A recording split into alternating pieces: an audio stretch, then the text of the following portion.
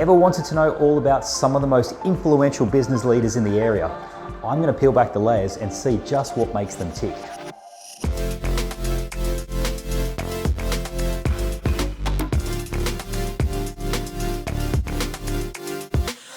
Sean, tell me about Kraken Kreative. The name to start with, where did that come from? Yeah, it was pretty tough coming up with a name, to be honest. I wanted creative in there, and yeah, just going with names, writing them down, see what looks good together, what sort of sounds good, just completely different, I suppose, as well. And someone said, like, I had all these things written down, and someone said, "Oh, Kraken, like the slinging ink."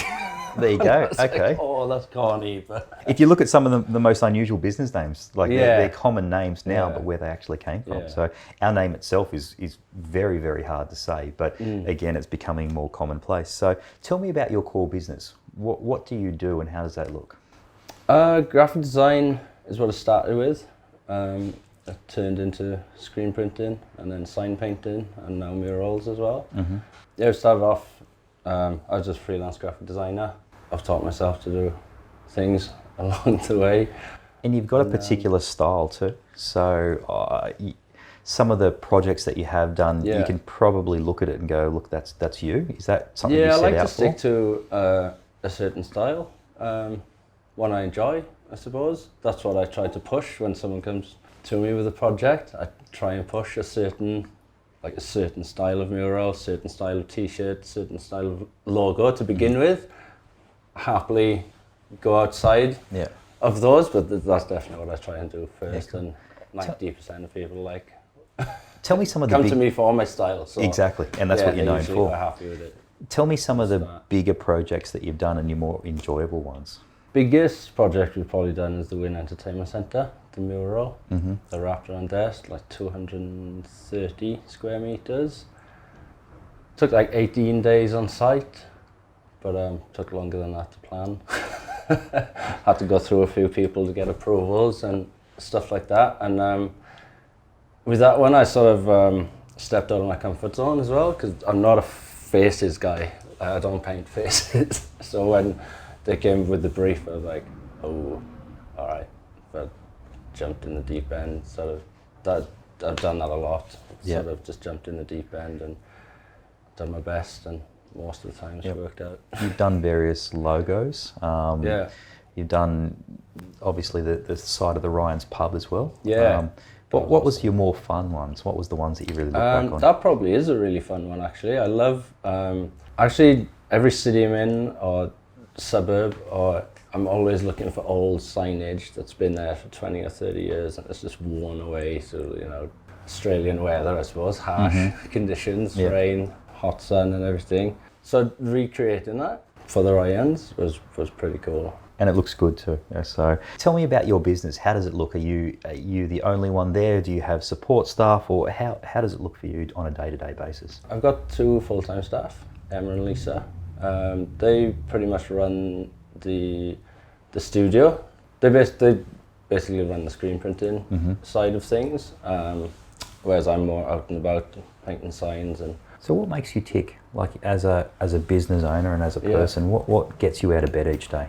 Before I even knew what I wanted to do, I definitely wanted to work for myself. Mm-hmm. So I knew that I had to work for myself. There's no other option. Not being told what to do is a good breeding ground for small business owners and entrepreneurs, isn't it? So in the first year, have you had any ups and downs, and did you ever want to give up? Absolutely. In the first year, it was just me on my own, screen printing in dungeon studio, no windows. And screen printing's kind of out to get you, so there's a lot of problems, trial and error, and no one to fall back on or even talk to about it. So I never wanted to give up. I'll always sort of push through, but really started the business with just whatever I had. The smell of an oily rag, What's your biggest challenge day to day? Is it something internal on a business? Is it employees? Is it getting through your job, or what is it the biggest challenge? Probably getting out of the house, because I've got a baby and a 3-year-old. And Yeah, there's a lot I have to do before I get to work. Yeah. And how do you juggle, because there's plenty of people watching this that are going, okay, I'm thinking about starting my own business. Yeah. How do you juggle being family man versus being businessman? How do you do that? Keeping it separate. So when I first had kids and first had the business, come home from a big day and come through the door and handed a baby. It's like work after work after work, and it sort of never ended. But yeah, definitely keeping it separate, not bring your work home with you, which is kind of hard at the moment. I think for most people. Yeah. Rewind to when you first started. Yeah. What would you do different? I'm glad that I started with nothing. Yeah, I'm glad I didn't wait until, you know, saved up all this money and everything was perfect. The perfect logo, the perfect place.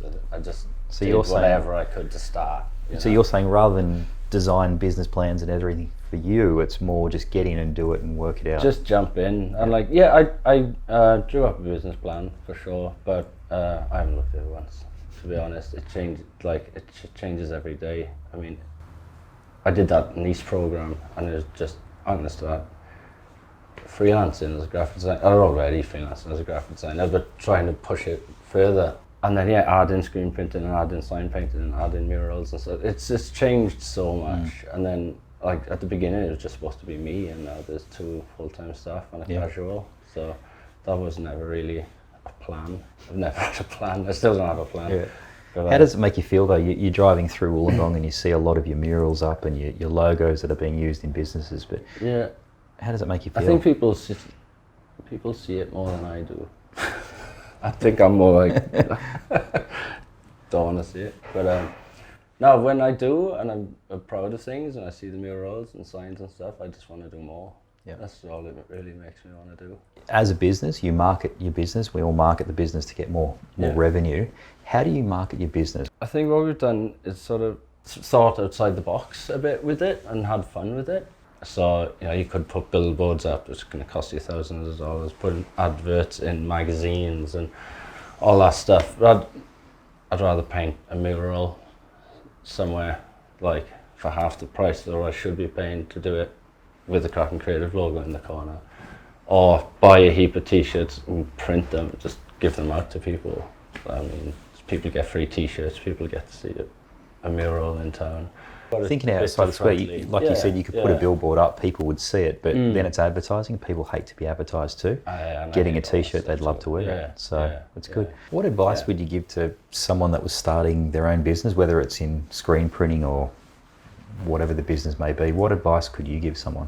We all get into business to make money and have freedom and all that stuff, but that's not instant, you know. I think if you do good work, you're passionate about what you do, try and think a bit differently. Love what you do and not chase sort of money or recognition or anything like that straight away. Just put out good work, do as much as you can, and because if you do good work and people notice that, like all the money and all that stuff, not that I make loads of money, follows, you know. And it's sustainable too.